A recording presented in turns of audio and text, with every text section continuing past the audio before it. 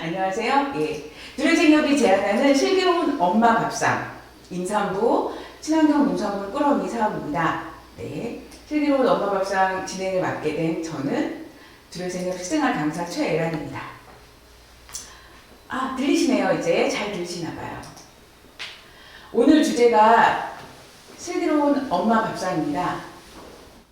날이 추워지고 있어요, 선생님들. 그죠? 일교차도 되게 심해지고. 겨울은 우리의 봄, 여름, 가을, 겨울 중에 겨울은 밤에 해당하는 계절이래요. 우리 몸이 낮 동안 아침에 일어나서 낮 동안 활발하게 활동하고 밤에 푹 쉬는 시간이듯이 겨울은 우리 몸을 좀 쉬게 해주는 계절이기도 합니다. 그럼 이 계절을 준비하는 재료들은 어떨까요? 식재료들은? 그래서 오늘 식재료 소개를 먼저 좀 해보고 진행을 해볼까요? 예, 제가 준비한 슬기로운 엄마 밥상 소고기 묵국과 뿌리 영양밥인데요. 제가 준비한 식재료의 중요한 키워드는 뭘까요? 네, 맞습니다. 뿌리 채소예요.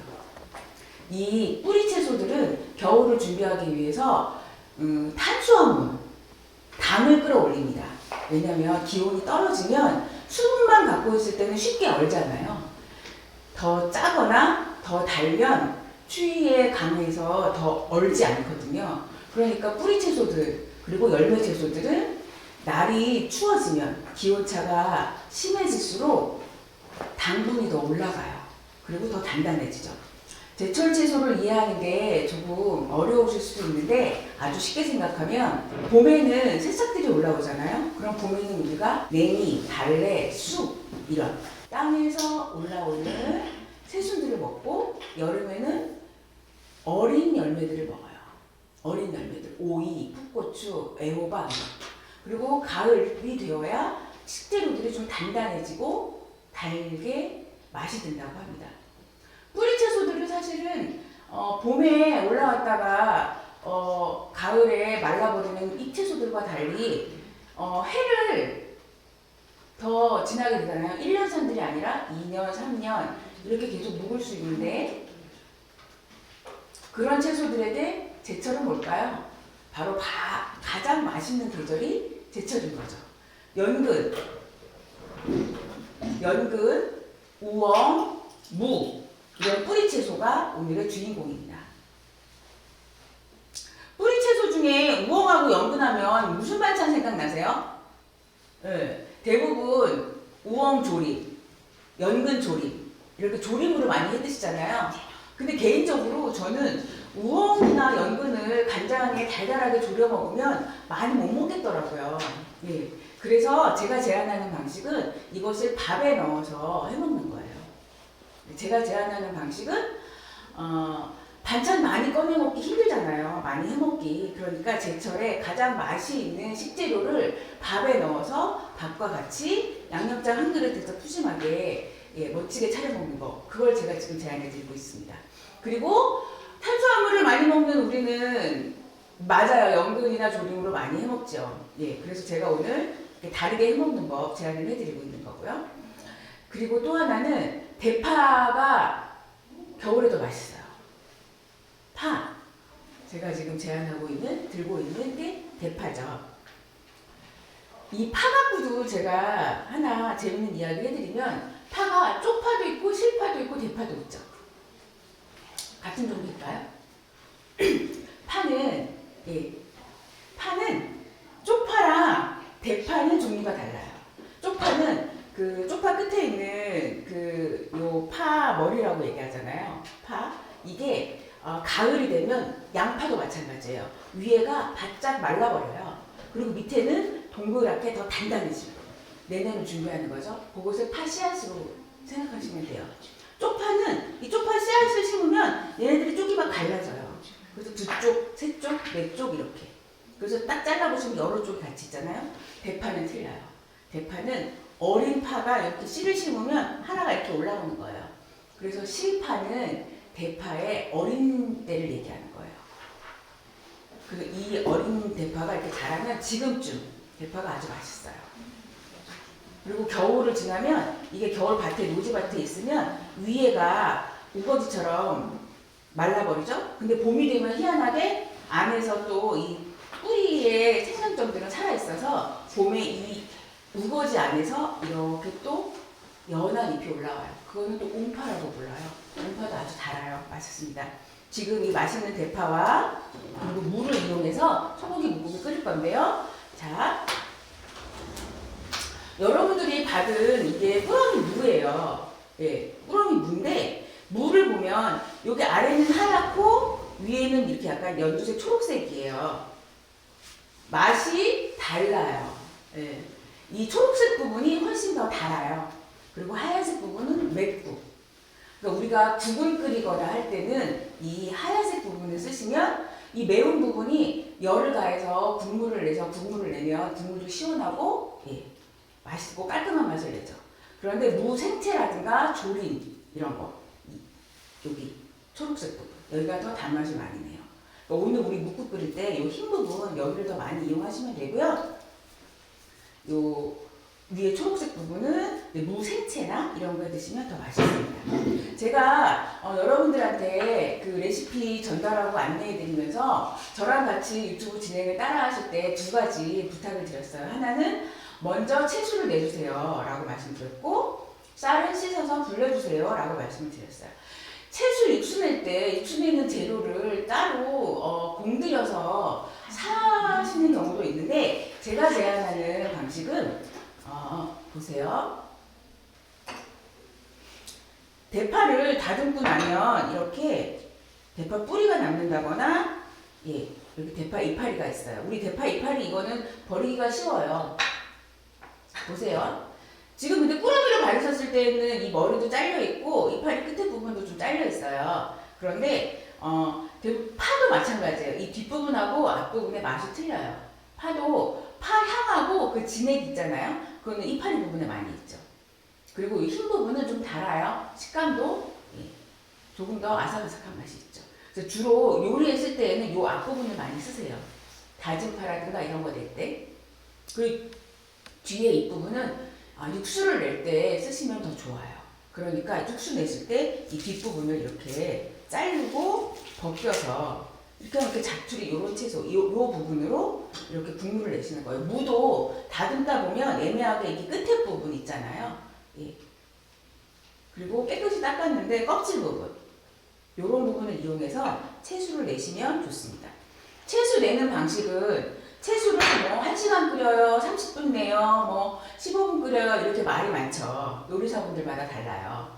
그런데 그 진행 방식의 특징을 잠깐 말씀을 드리면 이 채소는 특히 다시마는 오래 끓이면 오래 끓일수록 텁텁한 맛이 나요. 육수를 끓이실 때는 뚜껑을 닫는 것보다 뚜껑을 여는 거를 권해드려요. 예, 뚜껑을 열고 끓이시고 이렇게 자투리 채소를 넣고 끓이다 보면 이게 보글보글 막 팔팔팔 끓잖아요. 그때 불을 약간 줄이시는 거예요. 줄여서 위에 끓이는 부분을 약간 좀 얌전하게 될 정도로 불을 줄이고 그때부터 30분 이상을 끓이면 저는 개인적으로 약간 좀 텁텁한 맛까지 같이 나더라고요. 그렇게 채소를 내려서 준비를 해주시기를 부탁을 드렸어요. 그리고 마늘은 한국 사람들이 마늘 좋아하죠. 모든 조리에 마늘이 들어간다고 하는데 저는 오늘은 마늘을 육수 낼 때만 넣었어요. 그래서 그 다진 마늘을 나중에 국을 끓일 때는 따로 넣진 않습니다. 이렇게 해서 준비를 해 주셨고요. 저도 준비를 해 놓았습니다. 자, 그러면 오늘 고기도 철이 있나요? 라고 물어보시는 경우 있어요. 소고기가 육회나 이런 거를 뭐 겨울에 많이 드시죠. 어떻게 들으실지 모르겠는데 그냥 식재료로 말씀을 드리면은요. 소고기도 돼지고기도 닭고기도 겨울이 더 맛있습니다. 여름을 날 때는 어떠세요? 땀도 많이 흘리시고 물도 많이 드시잖아요. 그리고 축축 처지잖아요. 예, 마찬가지예요. 고기. 그래서 이 고기도 겨울에 더 맛있다고 해요. 지금 그래서 육회나 이런 것들 이제 예약도 받고 주문도 받고 많이들 드시죠. 두레축산에서 나오는 이제 한우는 조금 달라요. 저희가 두레 생협이잖아요. 이거 좀 줄임말이고요. 길게 말하면 생활협동조합인데 저희는 이제 두레축산에서 나오는 고기 같은 경우도 생산자분들이 협동조합을 만들어서 같이 기르고 있어요. 한꺼번에 많이 키우시는 분들보다는 서로 송아지도 같이 입측하고 이렇게 키우고 있습니다. 자, 소고기 묵국은 좀 오래 푹 끓여야 돼요. 그래서 오늘 다시 이제 그 요리를 하는 방식 제가 말씀을 드리면, 일단은 내가 오늘 어떤 메뉴를 선택했다. 그럼 장을 보시잖아요. 그래서 손질을 잘 했어요. 손질을 해서 이렇게 전처리까지 해 놓으면 이제부터 요리의 반 이상을 다 하신 거예요. 전처리가 여기까지가. 그 다음에 조리하는 시간을 이용하시면 돼요. 소고기 묵국은 팔팔 끓인 다음에 불을 줄여서 한 30분 정도 끓일 거거든요. 그럼 그 30분 동안 밥을 하면 돼요. 네. 그래서 오늘은 국을 먼저 안 칠 겁니다. 근데 레시피에는 소고기를 핏물을 뺀다 이렇게 되어 있어요. 자, 핏물이라기보다는 소고기가 가지고 있는 수분인데요. 지금 선생님들께서 가지고 계시는 공급받으신 임산부 꾸러미에 있는 소고기는 냉장육이라서 수분이 그렇게 막 줄줄 흐르지 않아요. 핏물이 막 줄줄 흐르지 않아요. 그래서 키친타올을 이용해서 핏물을 꾹꾹 눌러 빼는 과정은 생략해도 돼요. 그런데 일반 냉동육을 한번 녹였다거나 아니면은 이제 어떤 경우에는 냉장육이라 하더라도 핏물이 좀 괴는 경우가 있어요. 그럴 경우에는 소고기를 물에 풍덩 담가서 빼시는 게 아니고요. 이렇게 페이퍼 타올이나 깨끗한 행주를 이용하셔가지고 꾹꾹 눌러주시면 돼요. 그런데 지금 임산부 꾸러미에서 받으신 이 냉장육 같은 경우는 수분이 없어요. 이런 경우에는 굳이 페이퍼 타올을 갖다 누르시면 종이가 붙어서 안 떨어지는 거거든요. 그래서 오늘 준비된 이 냉장육의 상태는 굳이 핏물을 뺄 상태는 아니기 때문에 바로 요리를 하도록 하겠습니다. 그리고 대파는 아까 말씀드렸던 것처럼 요리는 미리 식재료를 준비해 놓으면 진행이 빠르다고 말씀드렸죠. 대파는 나중에 넣을 거긴 한데 제가 미리 잘라 드릴게요. 잘라서 준비하도록 하겠습니다. 대파는 이렇게 식감이 너무 두꺼우면 불편하시니까요. 2mm 정도로 이렇게 어슷 썰게요. 지금 썰어 놓으세요. 2줄기를 준비해 달라고 말씀을 드렸는데요. 오늘 끓이는 양에 따라 기호에 따라서 많이 드시고 싶으신 분은 2개 다 쓰시고요. 나는 대파는 그냥 많이 안 보이는 것만 좋은 정도지 그렇게 즐기지 않아 하시면 한 뿌리 정도만 준비하셔도 됩니다. 대파 이렇게 썰어서 준비해 주시고요. 그 다음에 자, 무는 아까 말씀드린 것처럼 하얀 부분이고 제가 레시피에 100g을 설명해 드렸어요. 100g 이렇게 손 안에 들어오는 정도의 무게예요. 무게인데 요거 달면은 한 150g 나올 것 같긴 해요. 그냥 쓸게요 제가. 자, 이렇게 한 토막 손 안에 들어오는 두께로는 지금 손가락 2마디 정도. 손가락 2마디 정도, 요 정도면 이제 숟가락 하나에 얹어지는 요 정도 두께죠. 자, 제가 쓰기에는 3cm라고 레시피에는 좀 적어놨을 거예요. 이렇게 3등분 해가지고요. 두께는 0.5mm 정도 두께. 아니면 뭐 3mm, 5mm 해서 이렇게 나막 이거 나박썰기라고 하긴 합니다. 나박 아니고 나박썰기라고 되어 있긴 해요. 저는 가정시간, 가사시간에 이런 거 많이 하는데 요즘도 하시는지 모르겠네요. 김치, 어슷썰기, 나박썰기, 이런 거. 자, 이렇게 썰어서 준비를 했습니다. 자, 소고기 묵국. 먼저 냄비를 달굴 거예요. 들기름하고 참기름도 조금 사용을 어느 때 쓰는 것이 적합할지 헷갈리시죠? 제가 알려드릴게요. 들기름하고 참기름 2개를 써요. 한식에서는. 들기름은 발열점이 낮지만 끓이거나 볶을 때 사용하시면 좋아요. 참기름은 좀 더 진하죠. 향도 진하고 이건 무칠 때 한두 방울. 그러니까 참기름을 많이 쓰면 좀 비려요. 들기름은 조금 볶을 때나 이럴 때 사용하시면 더 어울리는 거죠. 들기름을 냄비에다 이렇게 두르고요. 소고기를 넣습니다. 넣고 볶아요. 볶으세요. 얼른. 그래서 약간 바닥을 눌러 붙여도 채수를 부을 거기 때문에 괜찮습니다. 고기를 볶다가 그 다음에 아까 썰어 넣은 물을 같이 넣고 볶으세요. 네. 물을 이렇게 넣고 볶겠습니다. 천천히 하세요. 물도 넣고 같이 볶아요. 이렇게.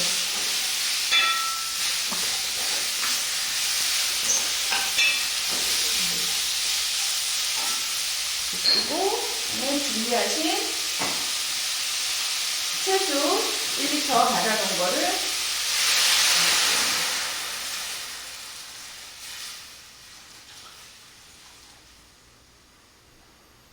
이렇게 해놓으면 일단 급한 불은 꺼졌어요. 마음에 이제 평화가 찾아오시죠? 자, 이렇게 해서 소고기와 무가 어우러져서 깊은 맛을 내려면 30분 정도가 걸립니다. 일단 좀 팔팔 끓을 때까지는 뚜껑을 닫지 않을 거예요. 자, 그러면 이렇게 뚜껑을 아직은 닫지 마세요. 팔팔 끓을 때 불을 줄이고 그 다음에 뚜껑을 닫을 거예요. 자, 여기다 밥을 할 건데 여기 밥 냄비 잘 들어가시죠? 아, 네, 맞아요. 들기름으로 볶아서 끓이면 국물이 뽀얘지면서 맛있어요. 감자 곰국이라고 있어요. 하지감자. 뿌리 채소 중, 땅속에서 나오는 채소 중에 유일하게 여름에 제철인 하지감자. 감자로 곰국을 그렇게 들기름에 볶아서 끓이면 너무너무 맛있습니다. 들기름은 뭔가를 내가 이렇게 볶아서 맛을 낼 때, 미역국 끓일 때도 마찬가지고. 조금 더 넉넉히 뿌릴 때는 들기름을 쓰시고요. 참기름은 이렇게 한 방울 한 방울 쓰셔야 더 고소하고 맛이 좋습니다. 참기름을 좀 많이 넣으면 약간 좀 비린 맛이 있어요. 그래서 우리는 익숙하지만 외국인들은 딱 왔을 때 참기름을 굉장히 강하게 이야기하는 경우가 많습니다. 냄비밥 많이 어려워하시는데 오늘 제가 냄비밥 아주 쉽게 하는 법 알려드려요. 진짜로 쉽습니다. 그 전에 쌀에 대한 이야기 말씀드릴게요. 쌀은 제철이 언제일까요? 쌀의 제철. 이제 국이 조금씩 끓고 있어요. 부글부글. 자, 맨 처음에 끓을 때 거품이 올라와요. 근데 고기를 넣고 끓이는 모든 국물 요리들이 이렇게 거품이 올라오는데 이때 올라오자마자 걷어내시는 마세요. 지금 올라오는 거품은 너무 이제 당연한 거품이에요. 지금 하지 말고 한참 다 끓고 나서 요리를 마무리할 때쯤에 걷어내시는 게 훨씬 더 좋습니다. 지금은 들기름하고 같이 보글보글 끓고 있는 상황에 지금은 걷어내시지 마시고 요리를 마무리할 때 걷어내시는 걸로. 그때 보면 이게 거의 다 사라지고 없기는 해요. 그래도 이제 이게 딱 끝나면 이제 고기의 가루 그런 것들이 이제 잔여 좀 뜨긴 하는데 그럴 때 한번 걷어내시는 걸로 하고요. 지금 이렇게 팔팔 끓잖아요. 이때 이거를 끓는다고 하는 거고 육수를 낸다거나 달인다고 할 때는 한 번 더 붙여주세요. 불을 줄이세요. 네, 이렇게 불을 줄여서 수면이 좀 얌전해질 때까지 줄이세요. 얌전해질 때까지. 팔팔팔 끓으면서 30분을 끓일 수는 없어요. 그럼 국물이 다 쫄아붙어요. 그래서 국물을 낸다. 국물이 김치찌개나 된장찌개나 찌개를 끓일 때는 이렇게 팔팔 끓기 시작하면 불을 좀 줄이세요. 그래서 얘가 좀 얌전해질 때. 요때 이렇게 얌전하게 만들고 나서 뚜껑을 닫고 지금부터 30분 정도 맛을 내시면 됩니다. 이렇게 해야 국물이 쫄지 않고 충분히 여유있게 익을 수 있어요. 자, 쌀 얘기 다시 할게요. 쌀. 자, 쌀의 품종은 제가 이렇게 쌀을 사실 때도 뒤에 있는 이 품목을 보세요. 성분 표시 품목을. 글씨가 작으니까 제가 이제 이걸 봤다 생각하고 말씀드릴게요. 그러면 여기에 품목은 무농약, 햅쌀, 백미 이렇게 써있어요. 햅쌀. 가을 추석에 차례 지낼 때 햅쌀 올리잖아요. 그것처럼 모든 작물들이 조생종, 중생종, 만생종 그렇게 불러요. 조생종은 같은 품목 중에 조금 일찍 수확했다는 뜻이고 중생종은 적당한 중간 말 그대로 만생종은 늦게 나온다는 뜻이에요. 햅쌀도 마찬가지로 쌀도 그래요. 고시 이까리가 품종이에요. 품종. 쌀은 크게 자포니카 품종하고 인디카 품종이 있어요. 인디카 품종은 인도나 이런 데에서 먹는 거, 풀풀 날린다라고 얘기하는 거. 그리고 이제 자포니카는 이제 중국이나 한국, 일본에서 먹는 찰기가 있는 쌀이에요. 예. 이렇게 되어 있고, 그러니까 이게 고시가리는 뭐겠어요? 네, 자포니카죠. 우리가 아주 좋아하는 찰진 쌀이에요. 그 다음에 도종 연월이 있고요. 그 다음에 등급의 특, 상, 보통 이게 있잖아요. 이건 뭐냐면 쌀 안에 있는 단백질 함량을 보는 거예요.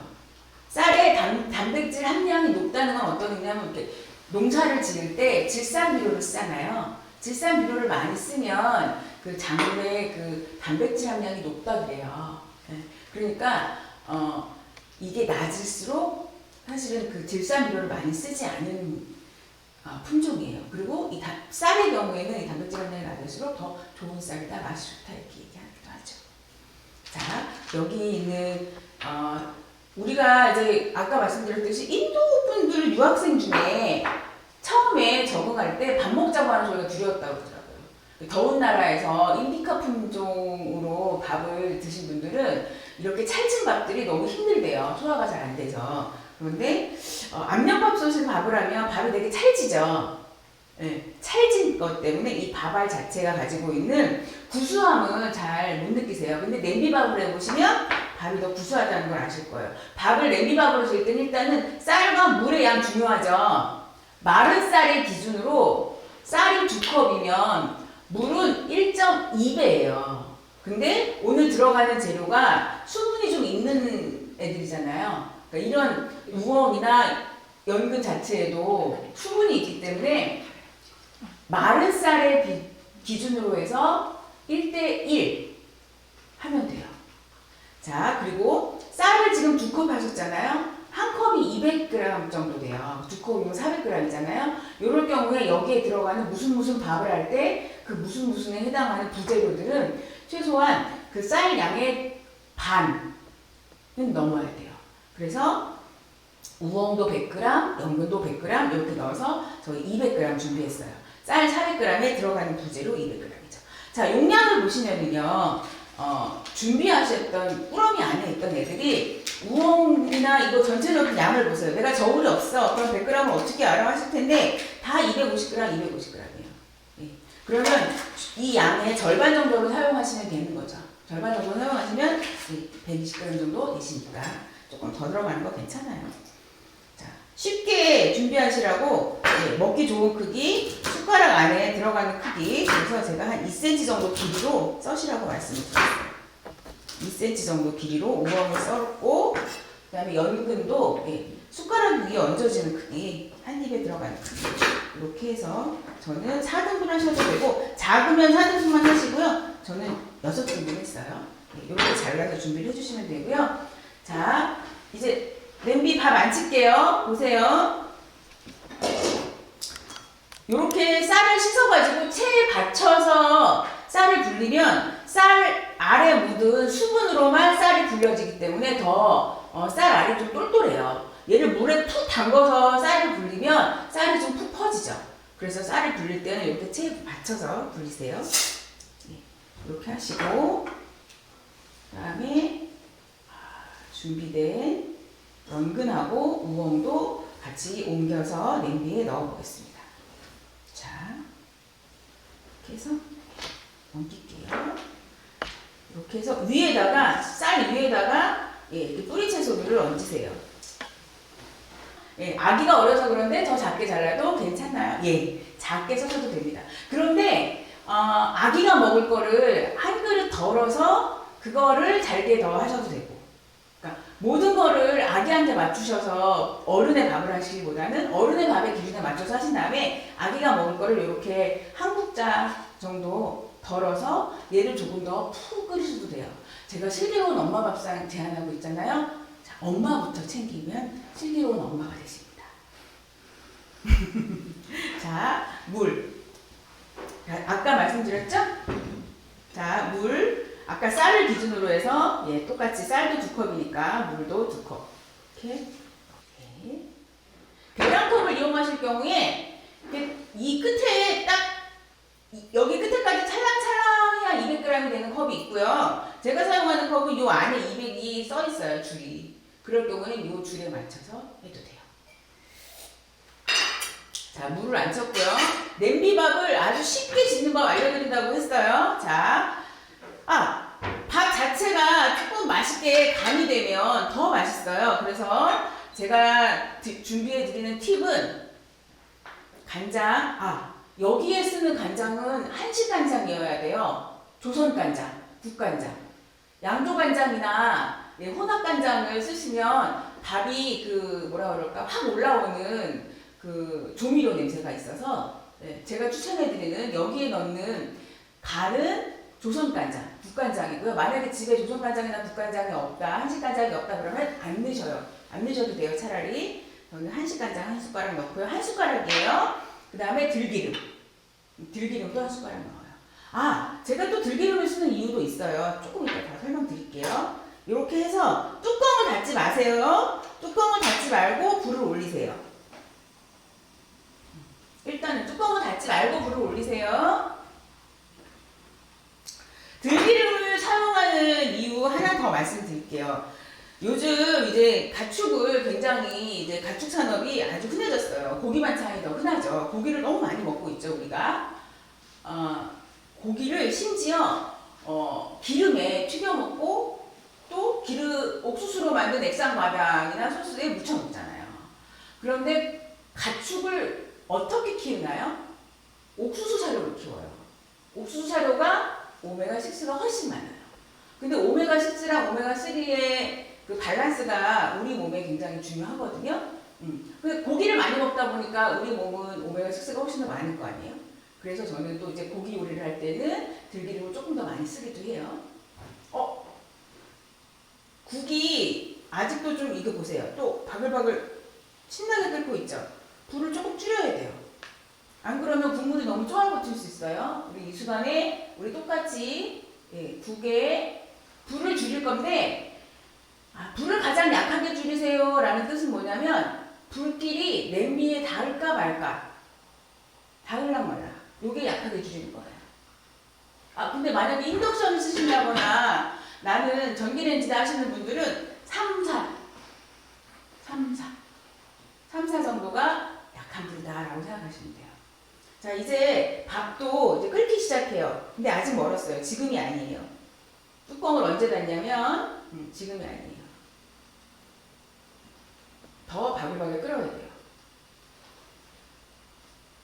냄비밥 제가 알려드리는 방식으로 하시면 너무 쉬워요. 냄비밥을 하다 보면 하려고 하셨는지는 모르겠지만 시도를 하셨는지는 모르겠지만 냄비밥을 하다 보면 뚜껑을 언제 닫아야 되나요? 열었다 닫아야 되나요? 하시잖아요. 네. 그렇게 하면 너무 어려우니까 저는 아예 처음부터 뚜껑을 닫지 않아요. 그래서 얘가 바글바글 끓어요. 끓으면 냄비 주변으로 자작자작해지면서 이 밥물이 끈기가 생기고 걸쭉해져요. 그럼 그때 불을 가장 약하게 줄이는 거예요. 그리고 나서 뚜껑을 닫고 14분 딱 그렇게 맞추시면 냄비밥이 아주 맛있게 잘 되거든요. 지금 바글바글 끓고 있습니다. 아직은 가장자리까지 영향을 주진 않고 있네요. 저는. 여러분들의 밥은 어떤가 모르겠어요. 여기 지금 비춰주고 계시나요? 네. 보시면 보세요. 국물이 벌써 약간 자글자글하게 약간 끈기가 흐르는데 이게 조금 더 활발해야 돼요. 이게 소리가 벌써 지금 막 부글부글 하죠?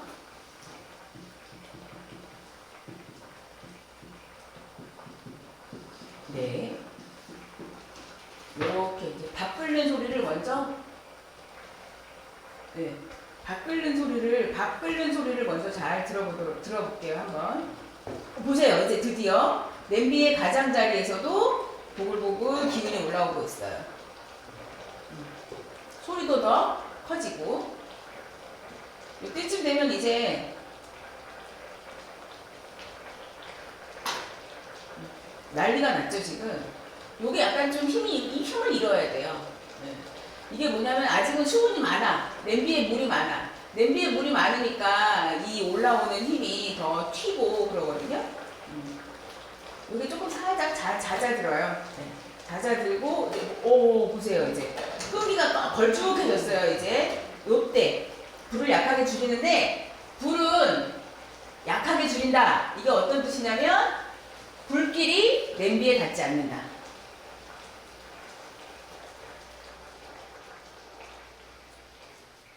자, 요때 뚜껑을 딱 닫고, 14분 알람을 맞추시면 돼요.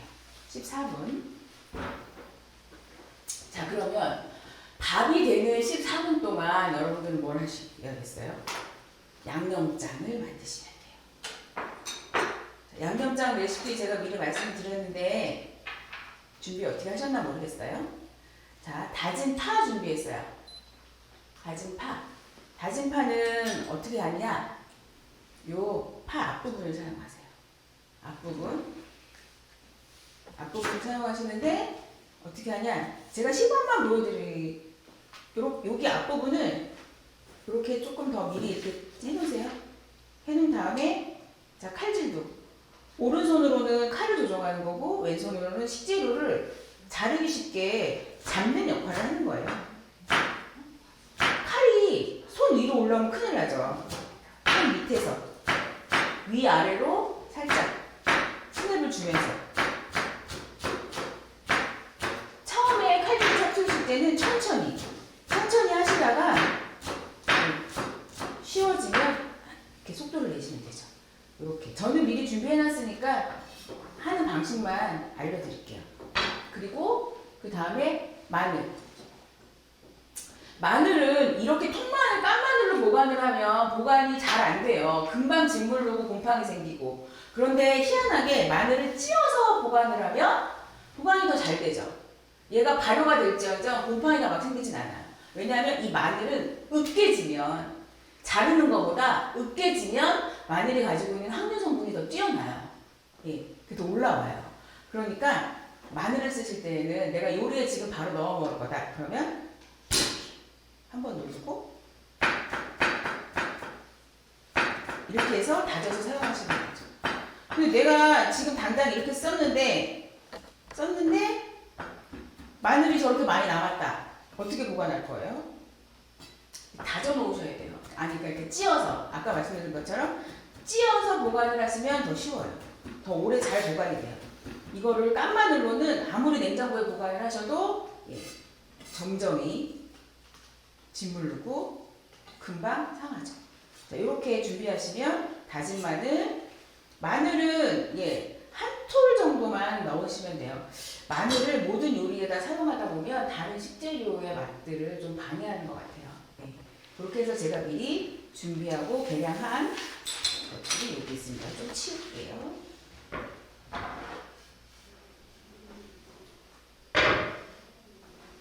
네, 여기 있습니다. 자, 간장을 넣고요. 맨 처음에 고춧가루처럼 이렇게 마른 거를 넣으세요. 액체에다가 고춧가루가 조금 불어야 되니까 고춧가루를 양념장에다가 간장에다가 조금 불리고요. 저는 한식 간장만 써요. 개인적으로 저의 레시피는 한식 간장만 쓰는데 여러분들은 어떠신지 모르겠어요. 이렇게 쓰고 간장이 좀 짜니까 물도 간장과 동량으로 준비해 주시면 됩니다. 물을 한 스푼 넣었으니까요. 간장을 한 스푼 넣었으니까 물도 한 스푼 들어가는 거죠. 그리고 파 넣고 그 다음에 들기름 넣고 자, 그 다음에 한식의 마지막 포인트는 뭔가요? 깨입니다. 자, 깨인데 통깨 쓸 건데요, 선생님들. 자, 보세요. 쓰실 때 내가 넣기 전에 엄지손가락이랑 검지손가락으로 비벼주세요. 그러면 더 고소해요. 지금 제가 이렇게 비비니까 고소한 냄새가 막 퍼지고 있어요.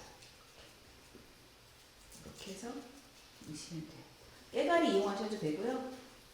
통은 통대로 해서 이렇게 해서 이용하시면 됩니다. 지금 저하고 같이 하고 계시나요?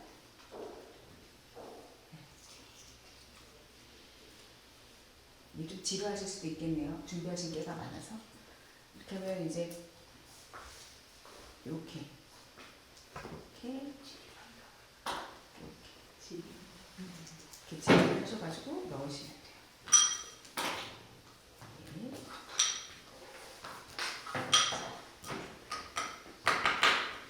지금 이미 국을 한번 이제 양념장을 이렇게 다 만들어서 준비가 되어 있고요. 그 다음에 국을 한번 진행을 보도록 하겠습니다. 국의 진행은 어떨까요? 자, 국물이 거의 반 정도 쫄았네요. 그러면 지금쯤 간을 하면 좋을 것 같아요. 제가 뚜껑을 좀 딴 데다가 치울게요.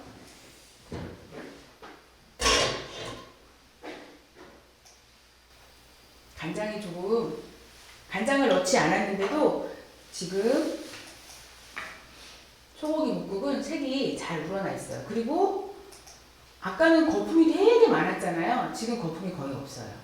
걷어낼 게 없을 정도예요. 대신에 냄비 주변에 다 이렇게 붓긴 했지만 어쨌든 이 국은 떠낼 게 없네요. 자, 간장 한 숟가락 넣어서 간을 볼게요. 이것도 저는 역시 조선간장, 국간장을 사용합니다. 혼합간장이나 양조간장은 국물 요리에는 적합하지 않은 것 같아요. 국물 요리에 들어가면 이 올라오는 그 화학종류의 향이 확 올라와서 어울리지 않아요. 그냥 뭐 볶음 요리라든가, 제육볶음 뭐 이런 거 하실 때, 그럴 때는 사용하시는 게 뭐 입맛에 맞으실 수 있는데, 국간장으로는 정식으로 한식간장을 쓰시는 게 좋습니다. 이 정도 맛이 났고요.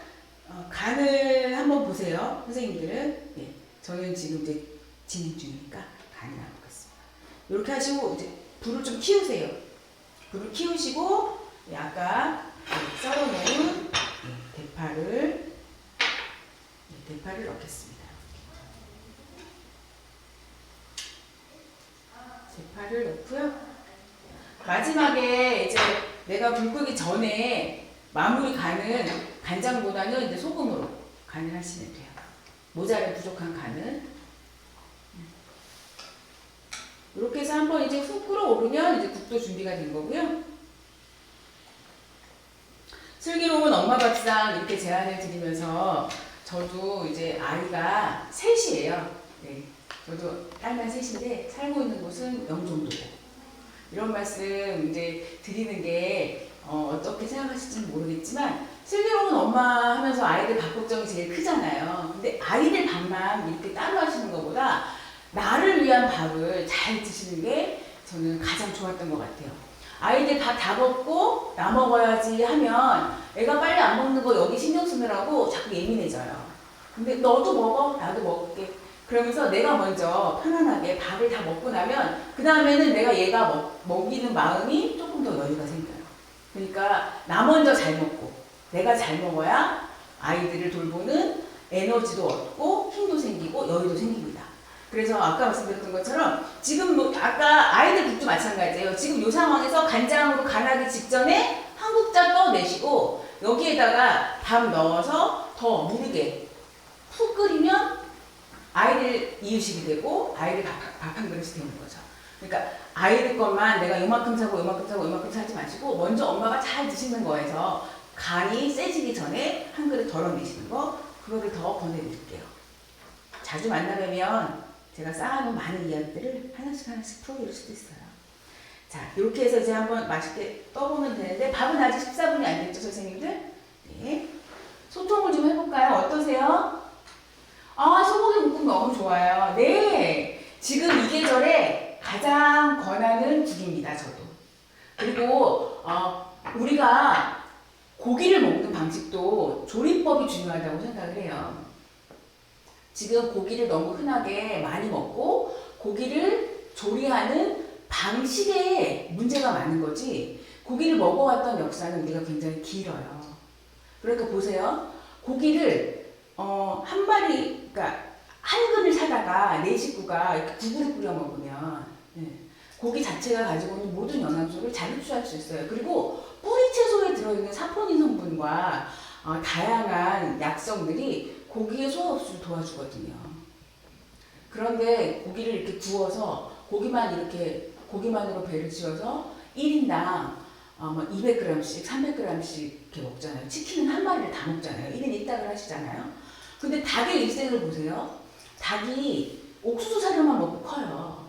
그러고 나서 옥수수 전분가루에 묻혀져서 옥수수 기름에 튀겨져가지고 액상과당, 그것도 옥수수로 만들잖아요. 옥수수에 버무려지는 거예요.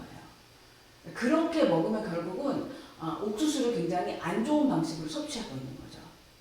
그래서 고기를 많이 먹고 적게 먹는 것보다는 이렇게 조리법 1인당 한 100g 이렇게 먹으면은 지금 이제 소고기 국거리용이 300g 기준이니까요. 이렇게 4인분을 드시면 한 사람이 100g을 채 안 먹는 거죠. 네. 그리고 이 밥에도 우엉이나 연근을 이렇게 해서 먹으면 우엉 자체가 가지고 있는 쫀득함, 연근 자체가 가지고 있는 고소함들이 있어요. 연근은 또 어디에 좋으냐면요. 네. 우리 배송에 포함되어 있는 간장 국간장이에요. 이거 전통 매주 유기농 국간장이죠. 이 가을 향기가 공급된다요. 가을 향기는 저도 생산자 사장님 너무 잘 알고 여러 번 갔었는데요. 콩도 유기농 콩을 사용하세요. 국내산 유기농 콩을 사용하셔서 그 콩으로 직접 매주를 만드시고 그 매주로 장을 담으셔서 판매되는 간장은 꼭 3년 이상 발효된 간장을 판매하고 계세요. 아주 맛있는 간장입니다. 간장에 대한 이야기도 풀어놓으면 제가 하고 싶은 얘기 되게 많은데 오늘은 이제 간장 이야기 이렇게 전달해드렸어요. 이거 좋은 간장이니까 맛있게 많이 드세요. 자, 연근하고 우엉, 연근 이야기 할게요. 연근은 우엉은 어디에 좋으냐면요. 혈액순환이 좋아요. 연근이 통연근의 경우에는 뜯어보면 요 구멍 어딘가가 까만 경우 있죠. 왜 그런지 아세요? 연근 잎을 보면 쭉 뻗어 있잖아요. 연근 줄기를 딱 잘라보면 이 연근과 똑같은 구멍이 나와 있어요. 네. 연근은 줄기도 이렇게 똑같은 구멍이 나 있어요. 그래서 연근 줄기에 있는 잎에 있는 이 구멍이 뿌리까지 쭉 연결되어 있어요. 그러니까 얼마나 혈액순환이 잘 되겠어요. 통하겠어요. 아이들이 코피를 많이 흘린다거나 네. 빈혈을 기했거나 혈액순환이 잘 안 된다 여러분. 한 방에 보면 꼭 연근이 들어가 있어요. 연근 많이 드시면 좋은데 연근 조림보다는 제가 제안해드리고 있는 연근밥 드셔보시면 좋아요. 밥이 이제 시간이 다 됐습니다. 맞춰놓은 시간이. 그래서 저는 불을 끕니다. 불을 끄고 나서 바로 뚜껑 열지 마세요. 바로 뚜껑 열지 말고 희한하게 우리는 탄수화물을 먹을 때 씹히는 거 없이 푹 퍼져야 속이 편해. 그쵸? 이 안에까지 남아있는 심 없이 탄수화물을 푹 퍼지게 만드는 게 바로 후뜸이에요. 뜸을 들인 것과 안 들인 것이 좀 차이가 커요. 그래서 바로 열지 않고 이렇게 제가 갖고 올게요. 앞으로. 자, 뚜껑을 이제 조금 채웠으니까 열어볼게요. 선생님들. 자, 볼게요. 보세요. 냄비밥이어도 밥이 잘 됐어요. 자, 선생님들. 제가 한번 적어보고 싶은데요. 일단 선생님 연근을 참여하시는 분들 잘 보세요. 연근만 집어서 한번 드셔보세요. 연근만 집어서 한번 드셔보세요.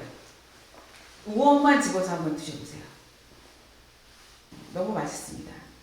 자, 저는 보세요. 딱 14분의 노하우는 이렇습니다. 밥이 하나도 안 탔어요.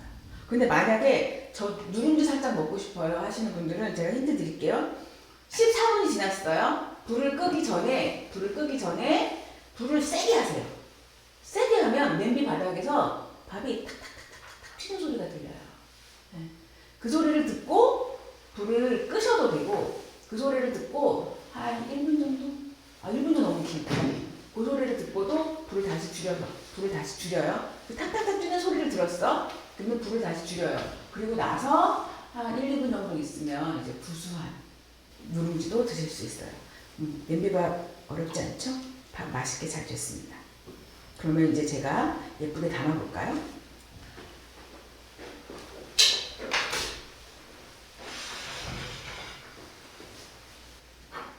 자, 이제 밥 뜰게요, 선생님들.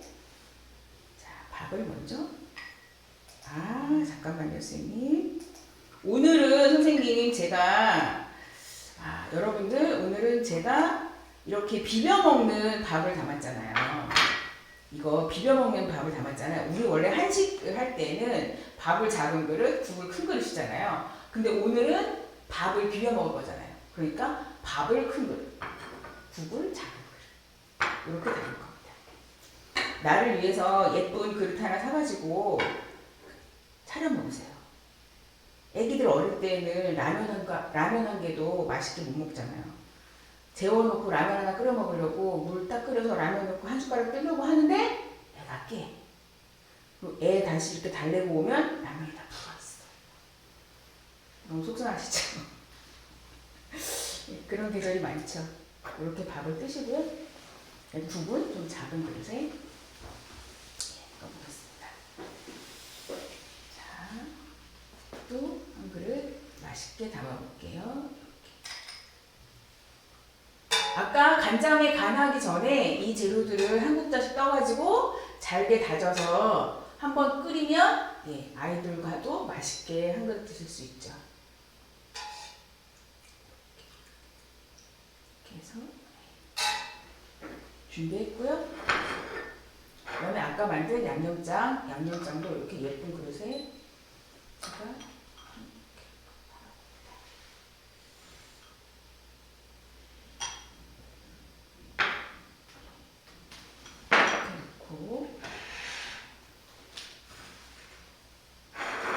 제가 엄마들에게 한 그릇을 차려드리는 기분으로 이렇게 세팅도 예쁘게 해볼게요. 육아는 이제 요즘은 엄마 아빠랑 같이 하는데 힘들어요. 엄마도 힘들고 아빠도 힘들고 지금 되게 힘들고 피곤하고 지치실 때예요. 아침에 저도 영종도에서 여기까지 7시에 출발을 했거든요. 되게 이른 시간이잖아요. 서울에 이렇게 딱 들어오는데 놀이터에 정말 텅 빈 놀이터에 그 이른 시간에 아이와 아빠가 서 있었어요. 아이가 혼자 저 그네를 타는데 그 옆에 있는 아빠는 서 있는 자태만으로도 너무 표정이 상상이 되더라고요. 저 이른 시간에 아이와 함께 놀이터에 나와 있는 그 시간들이 사실 우리에게 너무 풍요롭고 아이들이 예쁘고 즐거운데 시간적으로도 피곤하신 게 사실입니다. 근데 그런 시간에 한 번쯤은 그 제철 식재료 시장 가셨을 때 아이들하고 힘들게 지내는 시간들이지만 제철 식재료 이렇게 준비하셔가지고 나를 위한 밥상 한번 차려서 아이들이 과연 연두를 좋아할까? 우엉을 좋아할까? 이렇게 생각하지 마시고요. 나를 생각해서 내 몸을 챙기는 음식을 차리셔서 거기에서 간이 세지기 전에 한 국자 덜어내서 이걸 더 맛있게 더 부드럽게 푹 끓여내면 아이와 한 그릇 잘 차려 드실 수 있습니다. 이렇게 한번 제가 제안해 드렸고요. 질문 있으실까요? 지금 조금 여유 있게 남겨주시면 제가 좀 답변 드릴게요. 그냥 요리하시느라고 너무 바쁘셔가지고 글을 같이 쓰시기에는 쉽지 않으셨을 것 같아요. 오늘 진행 시간 의미 있는 시간이셨으면 좋겠고요. 코로나이지만 이 시간들 건강하게 한 끼 해드시면서 우리 같이 잘 이겨냈으면 좋겠습니다. 감사합니다. 오늘 좋은 시간 내주셔서 저도 즐거웠습니다.